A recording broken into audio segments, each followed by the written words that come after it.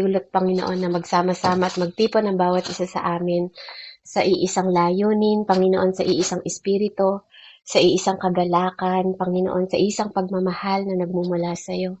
Maraming salamat, O Diyos, na muli ka naming makakatagpo sa araw na to at patuloy na makilala, Panginoon, at paano mo kaming turuan kung paano kaming makapaglingkod sa iyo ng buong puso, Panginoon. At Lord, maraming salamat, Panginoon, sa patuloy na kapatawaran na iginagawad mo sa bawat isa sa amin. Salamat po, Panginoon, sa paglilinis mo, Panginoon, sa pagtuturo mo, sa pagtutuwid mo, sa pagdidisiplina mo sa bawat isa sa amin.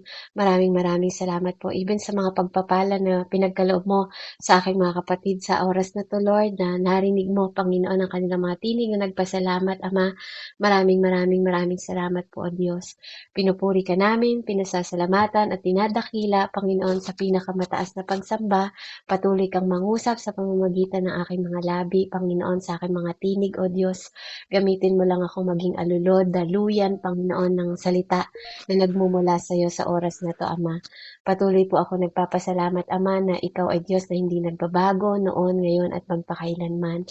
Patuloy mong luwalhatiin, Panginoon, parangalan, ang iyong pangalan, Panginoon, na maitaas sa bawat buhay ng bawat isa sa amin, Ama. Lord, salamat sa wisdom, knowledge, and understanding na patuloy mo ipagkakaloob, Ama, at sa mga salitang ilalapat mo na mula sa iyo, Panginoon, at hindi sa aking opinion lang. Lord, mangusap ka sa bawat puso ng bawat isa in the name of Jesus. I pray in the name of the Father, the Son, and the Holy Spirit. Amen and amen. So, glory to God po, ano? Ayan. Nagwawala po yung baby ko.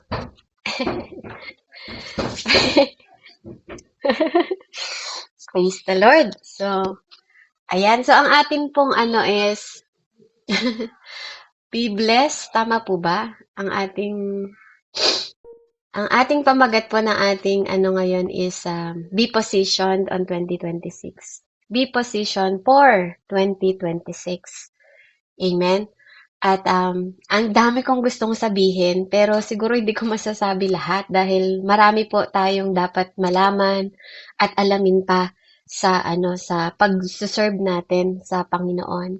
Pero one ano po na ating kailangan malaman is katulad ng mga nakaraan, 'di ba, maraming mga anointed, amen, na mga mananampalataya, pero they don't have vision. Kahapon pinag-usapan natin 'di ba yung sa mga nakaraan na pagtuturo natin, nakita natin doon yung vision, 'di ba? Paano mag-serve ng maayos sa Panginoon kasi maraming mananampalataya ngayon mula nung 2025, amen? At ngayon po 2026 na, kailangan magkaroon tayo ng vision ng mga mananampalataya. Kasi marami sa church today, even po whether you are pastor, prophet, bishop, 'di ba, na nagsimula na maging genuine, 'di ba, with genuine anointing. But kapag nandun na po sa nadidrift po sa kanilang assignment. Amen. Minsan nagko-caught up natin sila yung mga status, 'di ba? Na kapag kilala na sila, kapag may title na, andun na yung applause ng church, 'di ba? Sa expansion, amen, o kaya sometimes yung material gain, 'di ba? Yung nagdi-drip away. Minsan kasi ang hirap. Yes, you are prophet. For example, you are prophet. Pero pag ang prophet ay isang mahirap, sorry po to say, pag 'di ba, ang level, halimbawa ang ng katayuan ng buhay is, yes, he is, hindi naman siya false prophet, pero siya ay, di ba, ang katayuan niya is mahirap. Minsan, they use their assignment, di ba, para mag-gain yung kailangan nila. And sometimes, nagagamit yung kanilang mga regalo para sa kanilang material gain. Amen? At marami pong ganyan. Hindi ko sinabi they are false or peke yung kanilang regalo, but namamali, nalilihis. They are anointed, pero yung kanilang mga vision is nawawala, nadidrift away doon sa purpose ni God. Amen? So, pinapaalalahanan tayo, nililid tayo ng Lord na this 2026 dapat, 'di ba po, yung pagiging anointed natin is hindi tayo mawala o ma-drift away o mailayo sa assignment po natin. Amen? Kung paanong si Lord, 'di ba, si Jesus Christ, yun yung ating yun yung ating modelo, 'di ba, na dapat nating sinusundan. Amen? Hindi ang pagiging magaling natin sa paghahayag ng salita, 'di ba? O ang tagal ng paglilingkod natin sa pagsamba sa Panginoon. Amen? At magamit po sa maling direksyon, 'di ba? Maling alignment o maling posisyon. Napupunta siya sa maling disposisyon. Amen? So mahalaga po na ngayong araw na 'to tuturuan tayo ng Panginoon kung paano po na tayo ay magkaroon ng elevation. Amen? So, ang isang servant, kung gusto po nating magkaroon ng God's, 'di ba? Kasi si Lord ino-honor niya yung mga servant bago niya po ito i-elevate for generals. Amen? So, sa itong 2026, I believe lahat tayo po andun na yung promotion sa ating mga kapatid, sa ating lahat, nandun yung promotion ng Lord. Bakit? 'Di ba kasi lahat tayo, by biyaya ng Panginoon, by grace of God, nandito tayo sa position ngayon. Kaya kung nandito ka ngayon at napagtagumpayan mo yung 2025, amen? So you are promoted to humakbang ng 2026. Amen? Kasi hindi mo hinayaan na i-put down yung guard mo. Amen? Hindi mo hinayaan na mapalayo ka sa Diyos kasi nandito ka pa rin sa SFC. Amen? At yung iba, marami na ring naaya. So ngayong araw na to, gusto ko lang pong ipahayag sa inyo na alam ko na bawat isa sa atin hindi lang tayo mananatili lang sa promotion. Pagkatapos ng promotion, meron pa pong elevation na nakahanda ang Diyos para sa bawat isa sa atin. Kaya nga nung 2025, aminin nyo man sa akin o hindi, maraming na-pruning dito, maraming tinapyas, marami tayong natutunan, amen?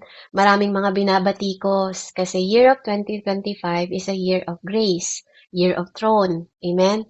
So dun makikita kung sino makakatagpos ng 2025 na yon is ma-elevate. Amen? Kaya last November po, ang fasting namin is for elevation. And ngayong January, dapat na magkaroon tayo ng decree. Amen? Hindi na lang tayo dun sa promotion. Kasi alam mo ang promotion, may limitasyon ng promotion. Dapat umakyat tayo sa divine elevation ng Panginoon sa atin. Pero paano ba natin maaakyat yung divine elevation ng Panginoon na yon sa mga buhay natin? Amen? So, tayo pong lahat, hindi tayo mapagkakatiwalaan sa ating sariling vision lang. Amen? Kung hindi proven ang ating mga pananampalataya sa pamamagitan ng ibang tao din. Amen? Kasi, totoo yun, tingnan nyo, naririnig ko yung mga patotoo nyo kanina. Isa kayo sa nagpapalakas ng mga asawa ninyo, ibang tao, di ba? Tapos, kayo mismo, di ba may mga tao din na nagpapalakas sa inyo? Hindi po ba? Di ba? May mga tao na pinagsaserban nyo din sa church, di ba po? Sa online, amen? Sa mga paligid ninyo, sa kapitbahay ninyo, di ba po? Mahirap kasi na sabi ng Lord, sabi niya sa salita niya, di ba?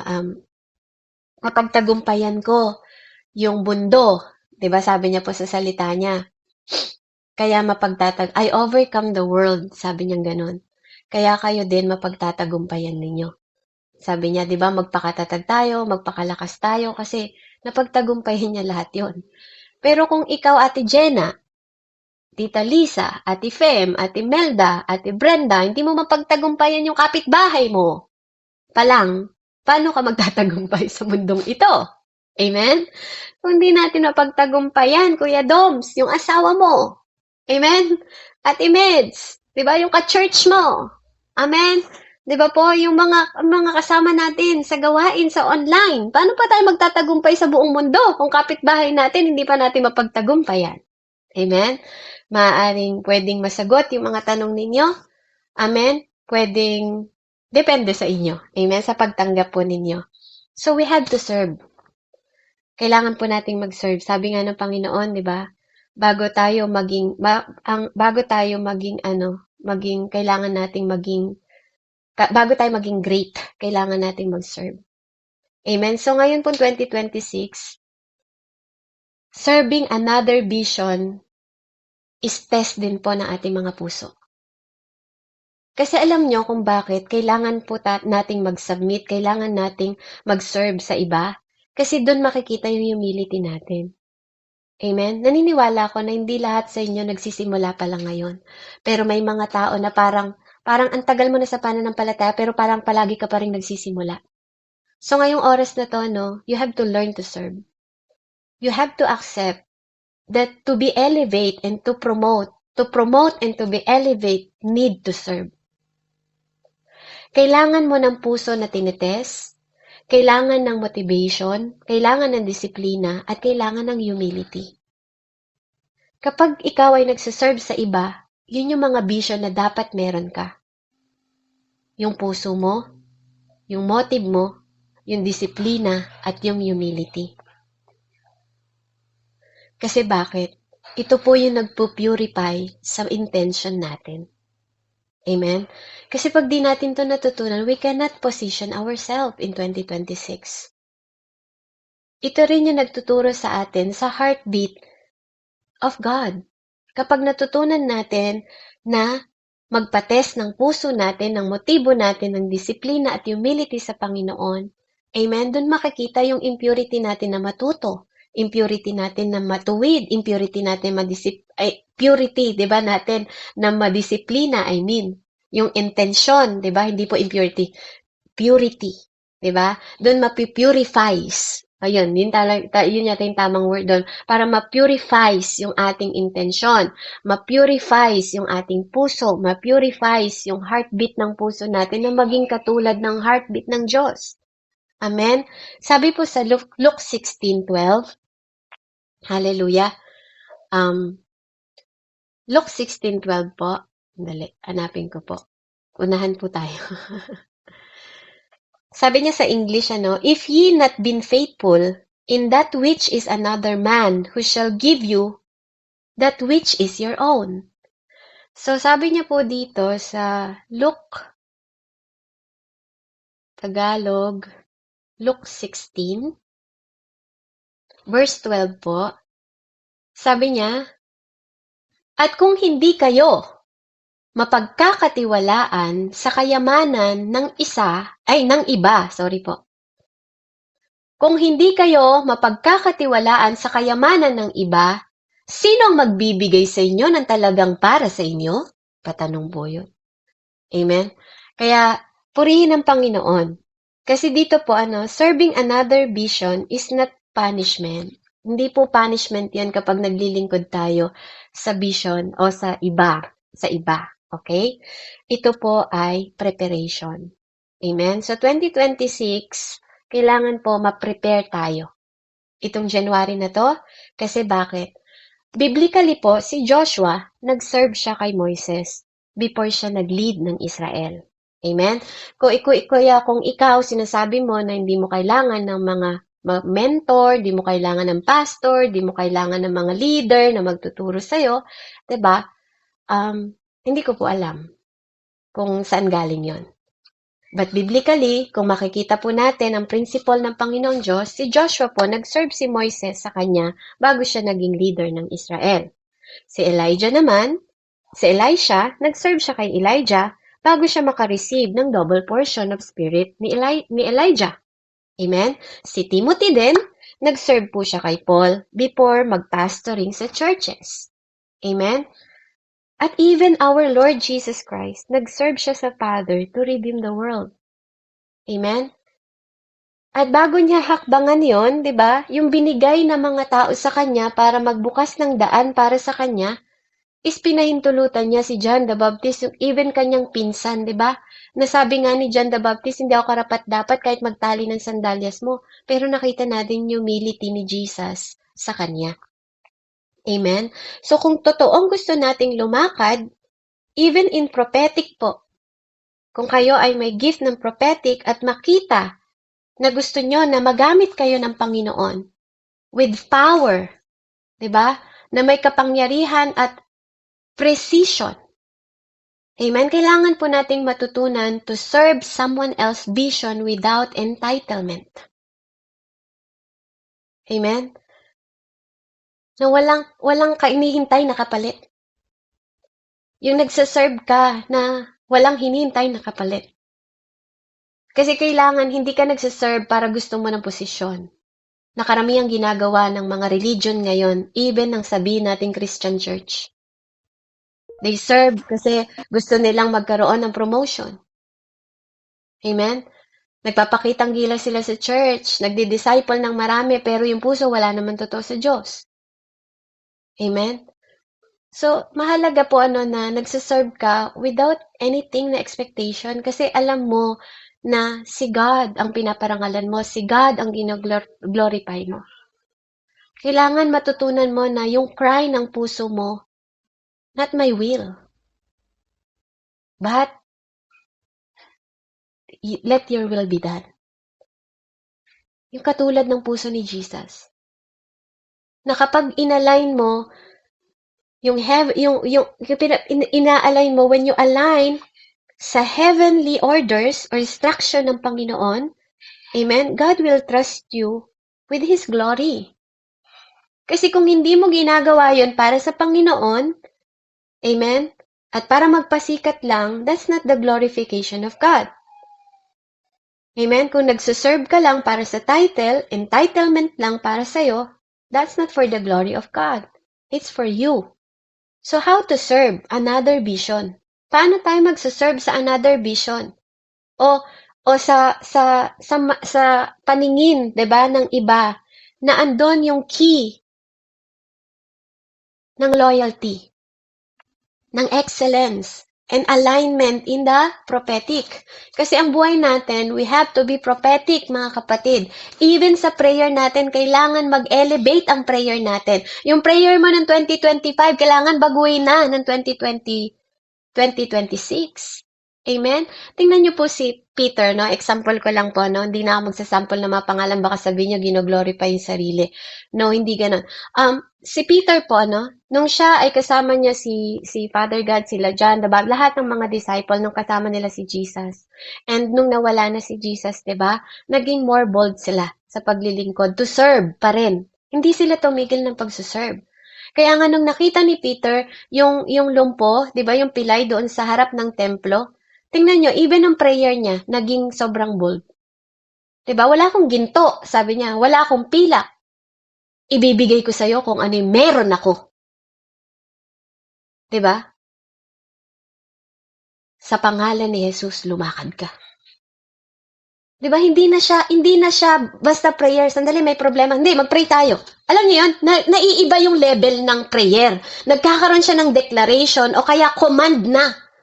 Amen? Dapat nag-e-elevate din yung prayer natin. Nag-e-elevate din kasi the more na nakilala mo si God, dapat yung vision mo nag-iiba din. Amen? Hindi ka na lang nandun sa promotion. Na-promote ka na eh. You are anak ng Diyos. Amen? Hanggang dun ka na lang ba?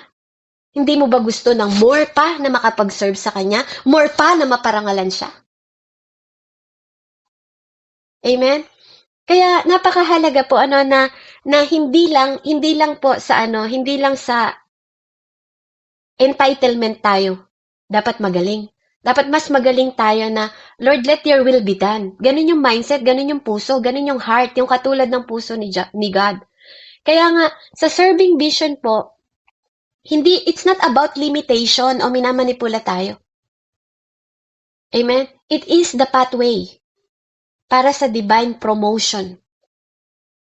Amen? Sa divine purpose. Sa divine destination. Amen? Kaya tingnan nyo, di ba, si Abraham, nung kasama niya si Lot, masagana si Lot. Matagumpay siya sa dumadami ang kanyang tupa pag nabasa niyo po sa hindi ko na pupuntahan yung mga verse, pero I believe nabasa ninyo na nung kasama niya si Abraham, 'di ba? Halos mag-away-away na yung kanilang mga alagad, di na alam kaya humiwalay si Lot. 'Di ba? Pinahiwalay na siya. Pero yun po talaga ang nun. Humiwalay siya. Nung humiwalay siya, anong nangyari sa kanya? 'Di ba? Hanggang unti-unti, napariwara siya. Saan siya napunta? Dati nakatira siya malapit sa Sodom at Gomorrah. Nung ililigtas na siya iniligtas siya ng mga anghel, saan siya natagpuan? Sa Sodom and Gomorrah. Sometimes kapag nalalayo tayo sa mga leaders natin, mentor natin, pastor natin, kasi tinalaga yan para may magturo sa atin, may magdisiplina sa atin, may maggabay sa atin. May nanay at tatay tayo kasi nandyan yan para bata pa lang tayo, di ba natututunan natin yung submission, di ba para hindi tayo mahirapan pagdating sa spiritual. Kaya lang ang mga tao ngayon pagdating sa spiritual, di ba, ayaw na ng submission. Amen? Akala nila, the more na lumalaban sila, akala nila pag may alam na sila, sapat na yon. Hindi po. There is divine person then, divine people kung saan ka dadalhin ng Diyos. Amen? Katulad ng mga sinabi ko sa inyo kanina, si Joshua, si Elisha, di ba? Even si David. Amen? Naging great leader siya kasi meron siyang great spiritual father. Di ba? May great experience din siya. May encounter siya sa Panginoon. At hindi niya mararanasan yun sa pamamagitan ng tao mga nakapaligid sa kanya, even yung king. Amen? Kaya dito makikita natin na dapat nakikita natin na itong mga tao na to, may vision. Ang vision natin is hindi para i-manipulate nila tayo o limitahan lang nila tayo, 'di ba? Kailangan may discernment din tayo. Kaya nga mahalaga na hindi lang tayo napopromote, kundi may elevation din. Amen? Ito yung school ng spirit. Amen? Kung saan ang Diyos, tinetest niya yung ating capacity, yung ating puso, yung readiness natin sa responsibility. Mahalaga yon mga kapatid. Kasi, paano ka nga naman bibigyan, di ba, ng maraming disciple kung kapitbahay mo nga hindi mo mawin? Amen? Paano ka bibigyan ng buong mundo? Tama ba? Kung yung nasa church ninyo, kaaway mo pa rin hanggang ngayon, 2026 na. Amen?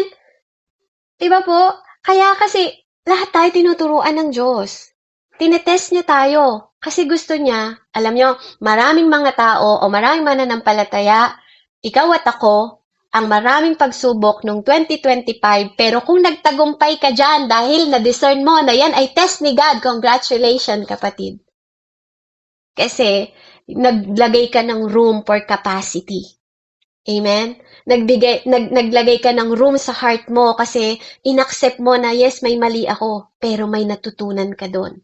Kasi ni-ready ka ni Lord for responsibility more this 2026 kasi God want to position you. Amen? Kaya dito ngayong araw na to maririnig ninyo yung mga practical dimension kung paanong makikita natin yung totoong kahulugan ng pagsiserve sa another vision.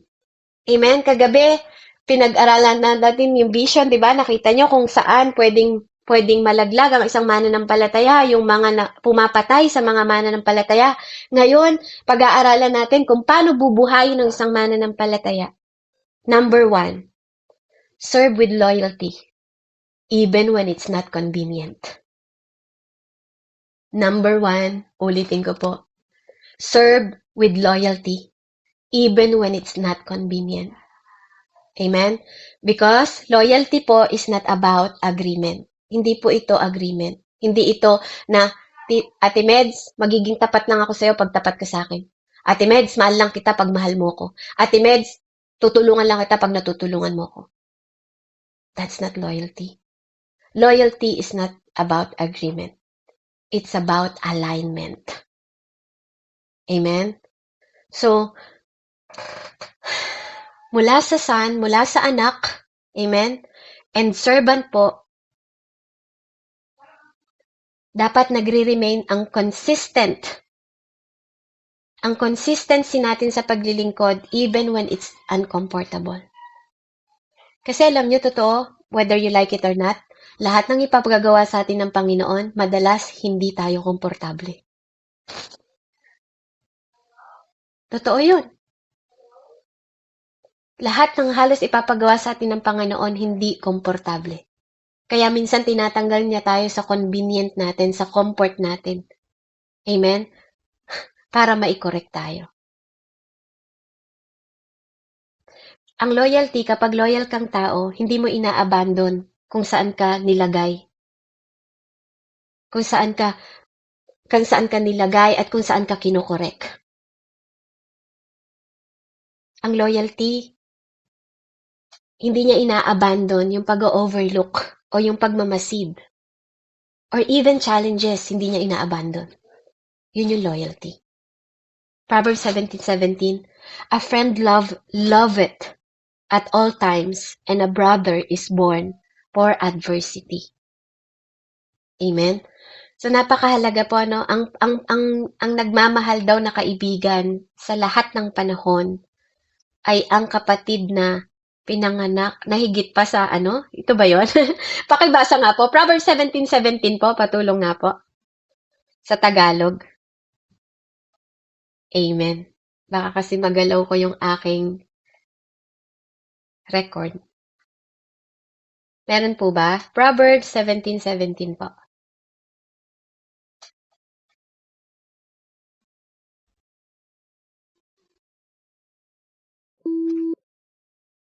Ayan, sige po. Proverbs 17:17. Amen. Ang sabi po, ang kaibigan ay nagmamahal sa lahat ng panahon at sa oras ng kagipitay, kapatid na tumutulong. Amen. Praise God po. Amen. O, diba? Kapatid na tumutulong. Kaya kung ikaw isa sinasabi mo, Christian ka, you're a body of Christ, dapat nakikita to sa atin. Hindi yung pag may problema na siya, di ba, iniiwanan natin, pag nakagawa lang ng kasalanan, pababayaan na natin. Hindi po ganun. Hindi yun ang katapatan. Hindi yun ang loyalty. Amen? Kasi it's not agreement. Loyalty means you cover, not expose. Hindi yung katulad na ngayon sa mga churches, 'di ba? Nakagawa lang na hindi maganda yung pastor, naka-post na agad sa social media. Pinag-uusapan na agad ng mga mismong mga tao, hindi pa lumabas yung chismisa, nasa loob pa lang yung mga tinatawag na Kristiyano, ang mismong chismosa. Imbis na i-cover, 'di ba? Ipanalangin, 'di ba? Ganon, 'di ba? Iipulong. Kaya tingnan niyo po sila Paul, sinabi, hindi niyo ba kayang ayusin yung inyong problema sa church? 'Di ba? Ano ba naman kayo? Meron sinabi si Paul na gano'n sa kanyang salita. No, na pag nagkakagulo at di nagkakaunawaan yung mga mananampalataya, hindi nyo ba kayang ayusin? 'Di ba sabi ni Lord? Sabi ng salita ni Pablo. Minsan makikita mo mananampalataya nasa barangay hall, 'di ba? Nasa police station, ganun. Amen. Kasi mga nag-utangan tapos hindi nagbayaran. Amen? Nangyayari po talaga yan. Hallelujah. Praise God. So, loyalty means you protect, not compete. Hindi nakikipag-kompetisyon. Nagpoproteksyonan ng bawat isa. Kung hindi kaya ng isa, tulungan. Amen? Hindi yung nakikipagkompetensya ka na kailangan, siya na may salita ng salita, pabayaan ko magsalita yan. Hanggang masawa na siyang magsalita. Kahit hindi namin naririnig ka ng Diyos. Is that your loyalty? Is that your serving? Yun ba yung way ng pagsaserve mo? Kaya siguro hanggang ngayon, di ba? Wala pa tayong pinagkakatiwalang hinahawakan na ministry. Kasi sa maliit na bagay pa lang di tayo mapagkatiwalaan.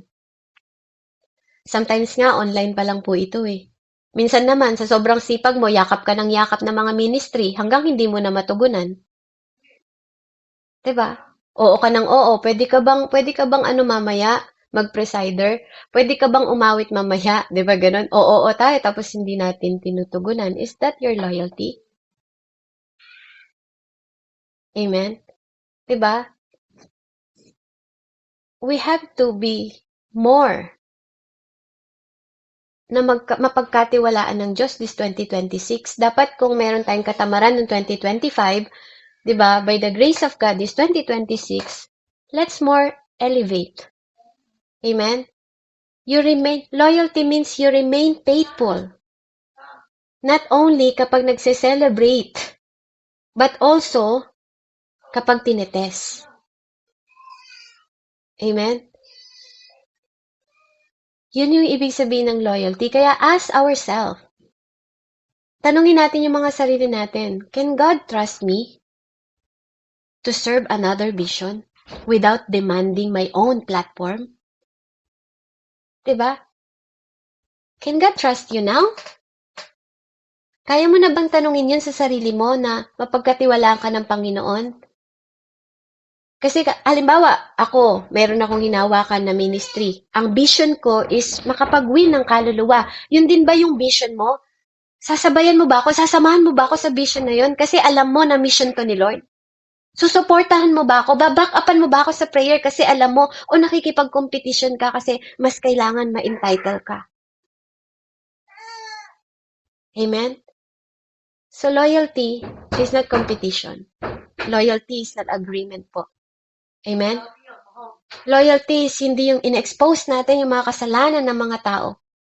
Lalo na yung mga kapwa natin mananampalataya. Pagkusturuan natin sila, tulungan natin sila. Ikaw naman na tinuturuan, magkaroon ka naman ng humility na magpaturo.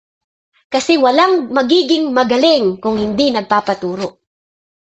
Walang matalinong bata kundi tinuruan ng teacher.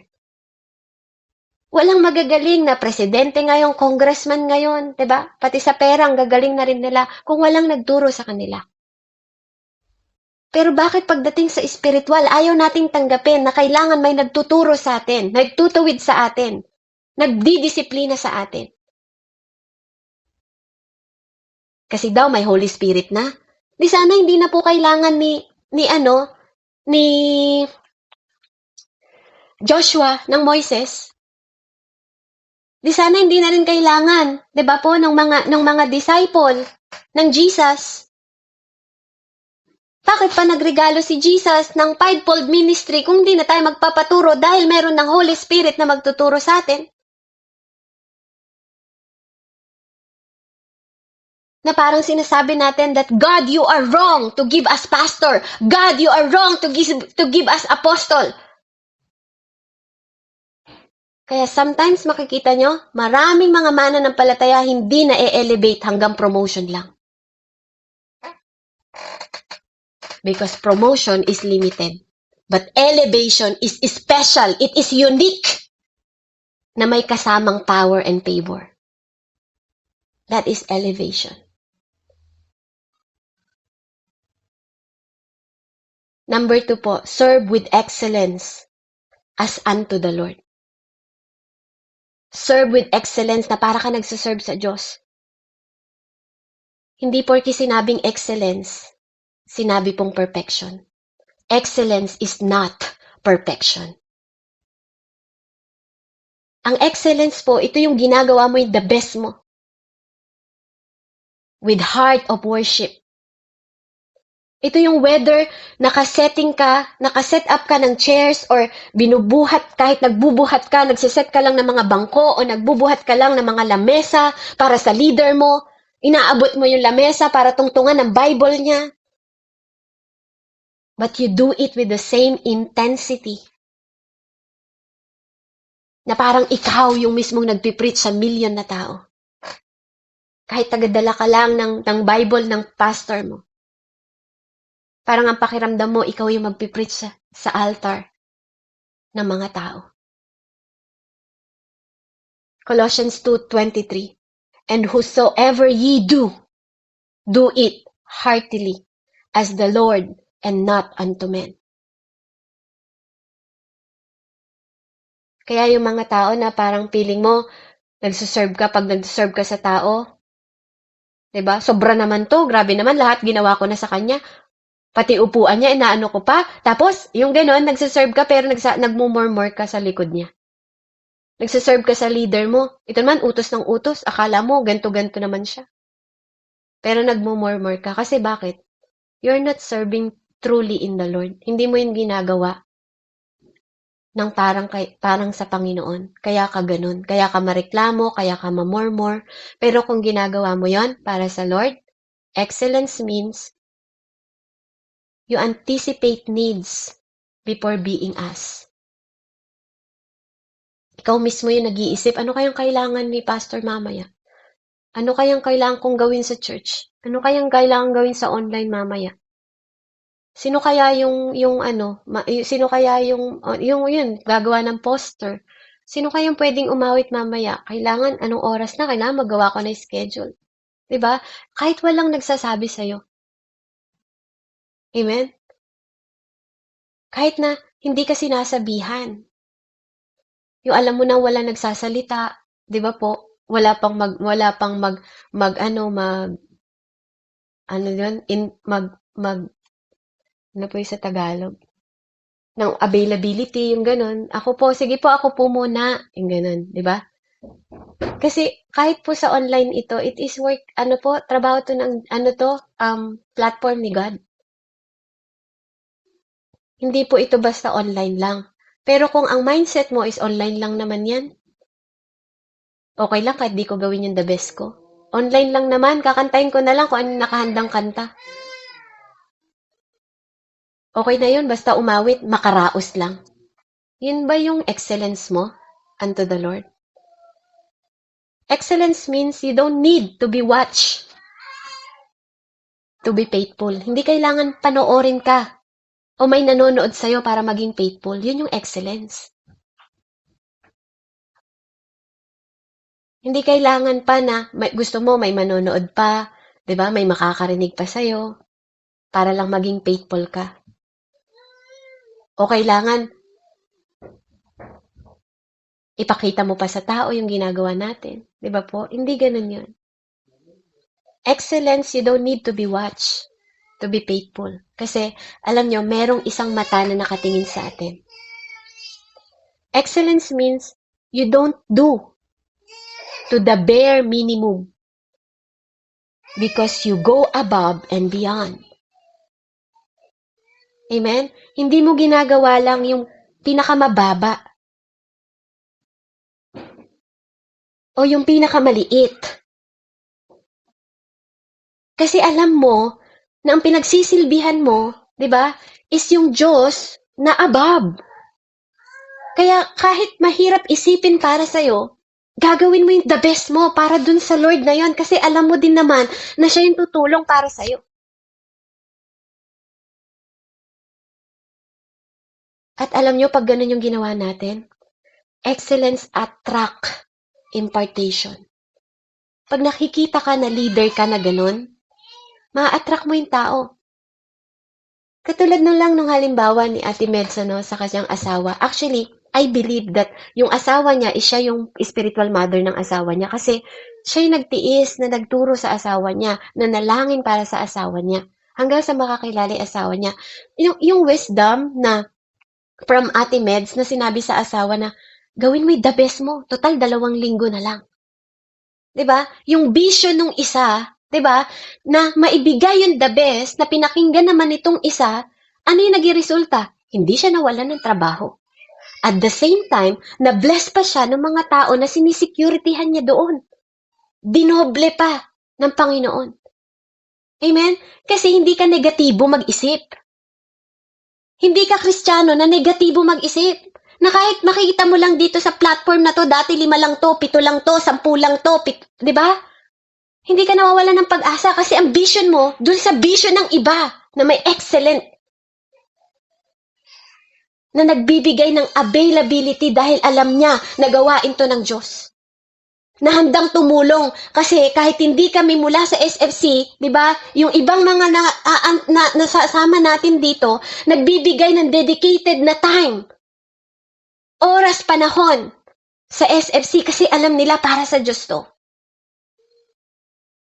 Kahit tagapakinig lang. Hindi mo alam, di mo namamalayan si Kuya Doms, lumalakas lalo yung kanyang pananampalataya sa Diyos because of you. Because sa mga testimony mo na nag-e-empower sa kanya kasi nai-impart sa kanya yung excellence ng pananampalataya mo sa Diyos na yun. At nakikita niya yung excellence mo, yung pagtulong. Diba? Yung pag-aambaga na ginawa natin para makatulong sa ibang tao. Kasi alam natin na ang pagtulong sa kapwa natin, diba, ay pagmamahal sa Panginoon natin. We do it for the glory of God. We do it not for people. Diba, we do it kasi alam natin kapatid natin siya. Bahagi siya ng katawan. Kung walang tagapakinig, anong papakinggan na kung sino makikinig sa nagtuturo? Amen? Kaya bawat isa sa atin may kaloob. Number 3, serve with alignment. Understand the vision, not just the person. Uulitin ko po, serve with alignment. Understand the vision, not just the person. It's not enough to love the leader. Hindi po sapat na mahalin natin ang ating leaders. Kailangan, we must understand the burden na kinikerry nila. When you serve a vision, kailangan marunong ka din mag-carry like it's your own. Kahit problema yon ng iyong spiritual mother, spiritual father, o pastor mo, parang sa'yo yung problema. Learn to feel what they feel. Kailangan matutunan mo rin na protect, di ba? Protektahan what they protect. Pero depende sa pinoprotektahan nila. Kaya nga kailangan ng discernment lagi. Kasi sometimes they protect their name, di ba? Hindi na yung name ni God. Di ba? They protect their integrity. Di ba po? Pero wala naman sa alignment ng integrity ni God. Kaya nga dito, serve with alignment, ang sabi po. Amen? Yun yung leading sa atin, Lord. Serve with alignment and understand the vision. Hindi ka lang basta serve ng serve, tas alam mo, mali na nga eh. Diba? Pinagsisinungaling ka na nga, magsisinungaling ka. Diba po? Hindi ganon. There's a privacy na ginagamit, diba? Ng tamang paggamit ng privacy, katulad si God. Ginamit niyang privacy, diba? Ginamit niyang secrecy. Yung pag-anoint kay David, hindi ba? Sinabi niya kay Prophet Samuel, Panginoon, sabi ni Prophet Samuel, kapag nalaman to ni Saul, papatayin niya ako. Anong sabi ni God? Sabihin mo, sinabi ko na mag-aalay ka lang. Diba? Kasi may iniingatan si Lord. May iniingatan ng Panginoon na hindi pa panahon para ihayag na i-anoint si David. Diba? May vision ang Diyos doon na naka-align para sa purpose niya, sa assignment niya in the future na maghahari. Hindi pa umupo agad si David kasi may purpose si Lord. God want David to serve Saul first, to serve Samuel first, to serve, di ba? Makipaglaban pa. Na ma-refine pa, na ma-cultivate yung kanyang character bago siya umupo sa throne. Bago siya i-elevate ni God. Na-promote siya, yes. Pagkatapos niyang ipatayin si Goliath, di ba? Pinromote siya. Yun yung way ni God para makapasok siya sa palasyo. Pero hindi natatapos sa promotion. There's elevation, mga kapatid, the throne. Amen? So when you serve a vision, kailangan you carry that as your own. Kailangan ma-feel mo kung ano yung nafe-feel nila. Kaya nga kapag lumalapit ka sa negatibong tao, ikaw rin, isang araw negatibo ka na rin. Pero kung tumalapit ka sa spiritual na tao, yung maapoy, di ba, sa pananampalataya, tingnan mo, ma-impartan ka.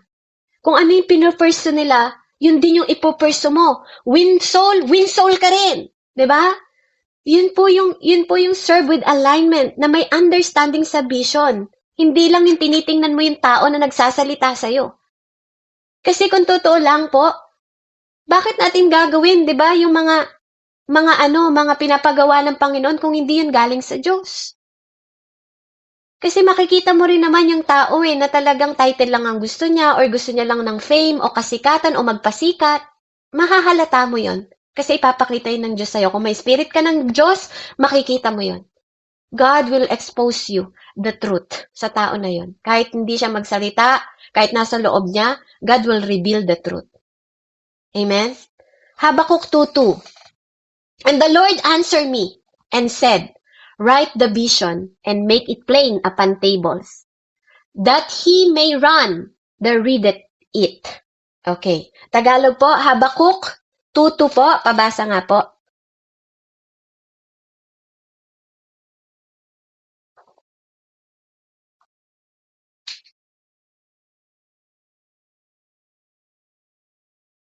Amen po. Habakuk 2:2, sabi po dito, ito ang tugon ni Yahweh, isulat mo ng malinaw sa mga tapyas ng bato ang pangitain ipahahayag ko sa iyo. upang sa isang sulyap ay mabasa agad at maipabatid ito. Amen po. Amen. O, di ba? Pinapasulat ng Panginoon. Ikaw din, isulat mo din lahat ng vision mo, lahat ng nakikita mo, lahat ng gusto mong gawin this 2026. Ng plain sa table, ilatag mo. Isulat niyo po. Because alignment means you don't pull the ministry in the different direction.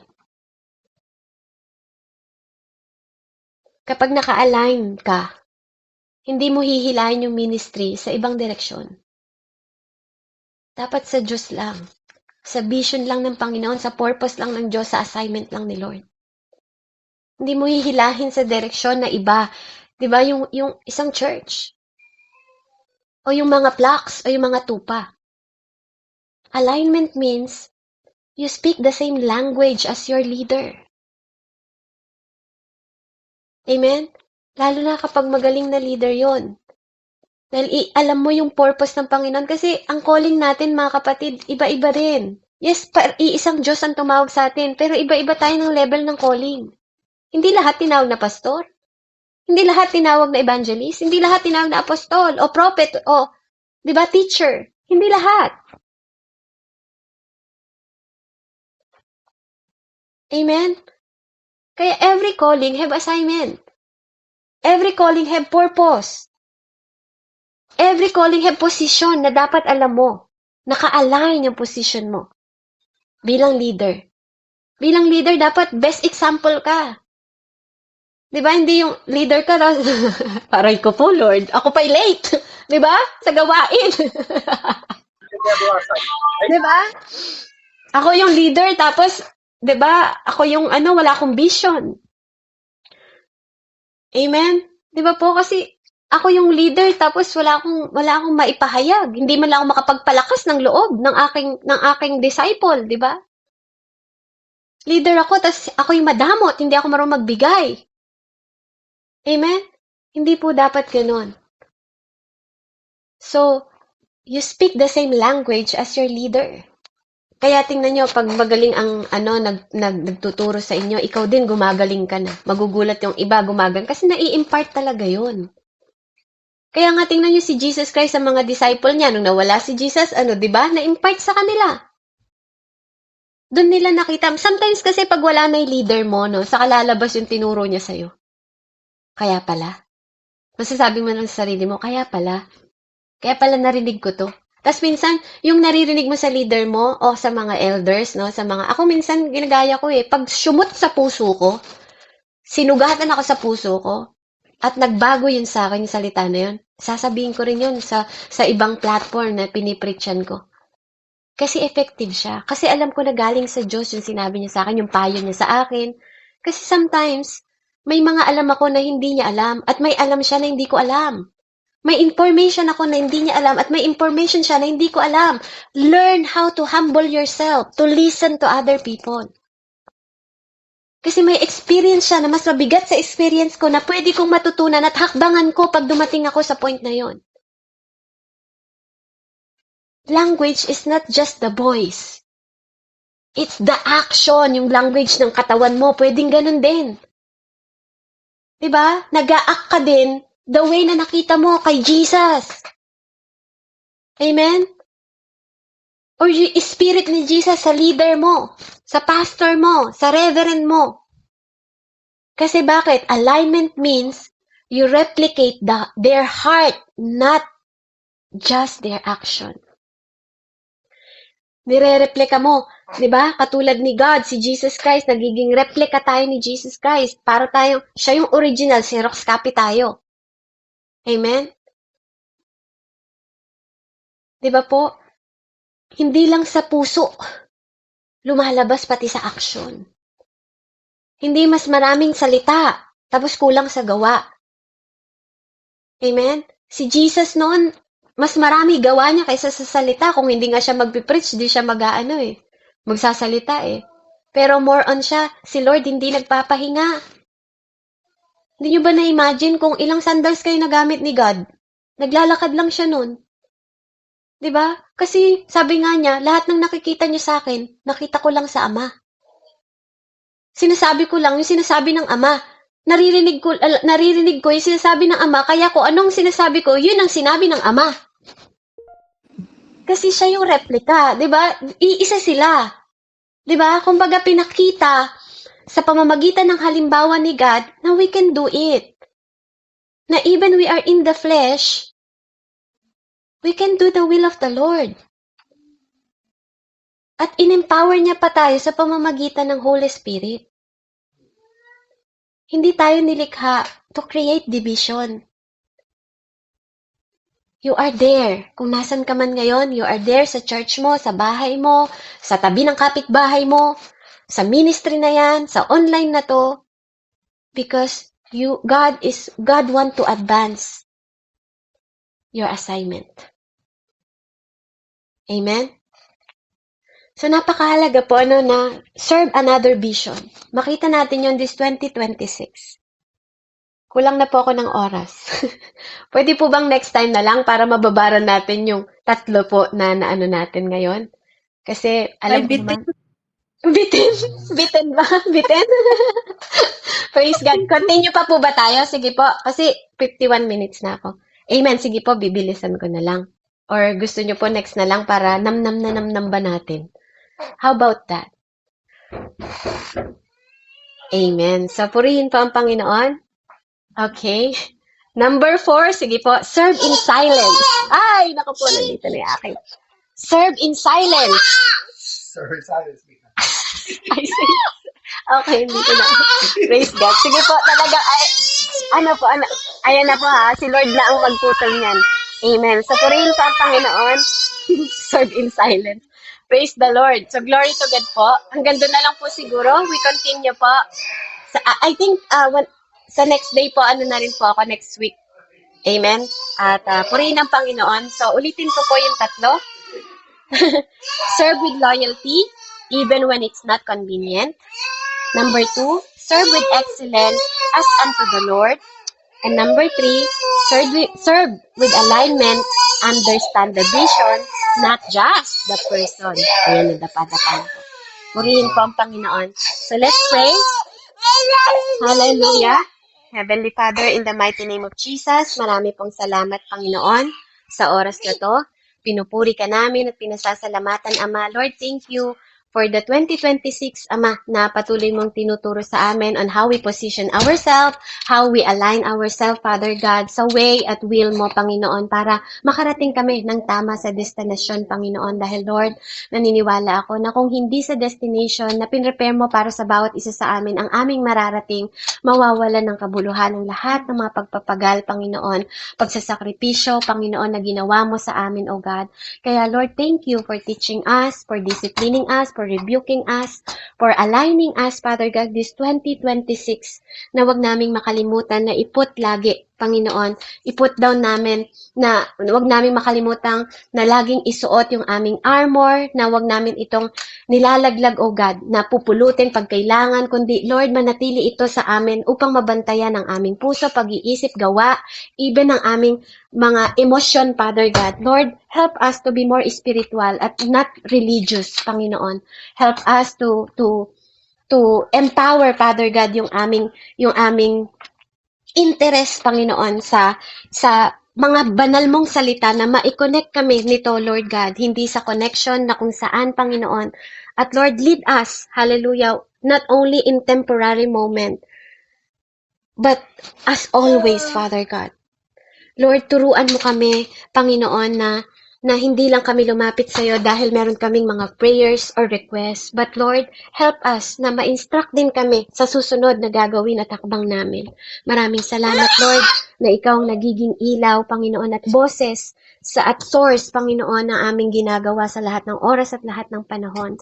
Salamat, Panginoon, na ikaw po ang Diyos na nagbibigay sa amin ng picture o halimbawa, Panginoon, kung paano kaming muling magsimula this 2026. Help us to work with you, Father, na ikaw ang kapartner namin, na mabigyan ng buhay ang lahat ng place at, Lord, idea, Panginoon, vision, Father God, yung insight namin, Panginoon, na maparangalan ka sa lahat ng oras, na Lord, bigyan mo ng buhay at ilaw ang lahat ng mga portion ng buhay namin, Panginoon, sa pamilya, sa kaibigan, sa church, sa online, Panginoon, sa mga kaibigan. Lord, na magkaroon kami ng reformation, magkaroon kami ng instruction, magkaroon kami ng direction, magkaroon kami, Panginoon, ng conversion, Lord, at maihayag namin ang salvation, Father God, for your glory, Panginoon. Lord, hayaan mo na patuloy ka naming imbitahan, Panginoon, sa mga scene at mga kalagayan ng buhay namin, Panginoon, this 2026, Ama, na lagi, all the days of our life, Father God, is kasama ka namin. Na bawat season ng buhay namin, katuwang ka namin.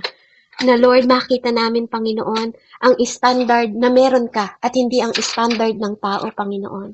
Na we serve you for your glory. We serve, Panginoon, not for entitlement, but we serve, Panginoon, dahil yun, Panginoon, ang tama naming gawin. At yun ang kalooban mo sa bawat isa sa amin. Purihin ka, dakilang Diyos, sa pinakamataas na pagsamba. Lord, help us to serve with another vision. In the mighty name of Jesus, I pray. In the name of the Father, the Son, and the Holy Spirit. Amen and amen. Sorry po, and God bless po sa bawat isa. Sis Bebs, ako po naka-schedule bukas. Baka gusto mo ikaw mag-continue bukas. Pwede naman. Okay, sige po, te. Kung ano po, kung okay lang po sa'yo. Para magkasunod. Okay. Para fresh, opo. Amen. Salamat po, Ate Sige. Riven. Ayan, tuloy ko na sa insight ko. Ayan, glory to God. Ayan na, yung si praise the Lord talaga si Sian na nagpapala. Ayan, mapagpalang umaga po. Ano siya, yan. Ang ganda ng message, ano po, ano siya, yung pwede talaga na, na depende sa pagtanggap talaga ng puso mo. Yung merong darating sa yung mga panibagong revelation eh. So, ang ganda po ng message. Ang dami kong na-realize, alam niyo po. Kasi ano siya yung loyalty, talagang hindi siya pwedeng maging self-centered talaga. May mga bagay talaga na iisipin mo na i-cover mo para sa sake ng ibang tao.